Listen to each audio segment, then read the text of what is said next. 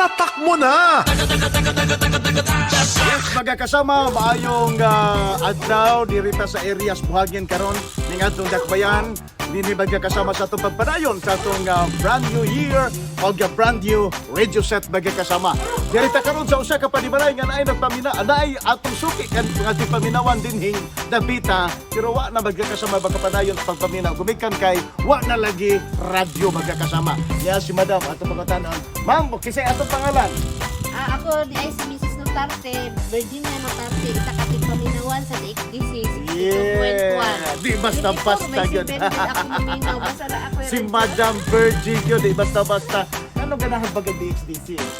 maminaw ko kay balita, nya, drama, marang makarelate po ka usay sa drama ba, handuana, lana. Okay. Tungod na, Ma'am Virgie. Mi ana ang imong gipangandoy nga brand new radio set gikan sa DXDC Arimendabaw. Dawan Ay, na! salamat, daghan kay salamat sir. Ayan. Pero kadiyot lang kay atong testingan tumutingog ba, binaw, be? Tikas, tikas, tikas. Binaw? Padayon lagi tuloy. Murag ang dumana na. Lumana na dala. Ang dumana na. Lumana na dyan. Padayon na yun atong paminaw. Oo, ganun. Salamat kayo sir ha. Yes.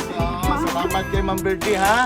Padayon sa pagpaminaw sa mga balita, public service, ibang sa ang mga drama sa DXDC. Di pa ko nakakuan, nakapaopera ko sa mata na ako. Pinaagi sa DXDC po. Pinaminaw ko kang Ma'am Michelle. Yes. Salamat po kaayo.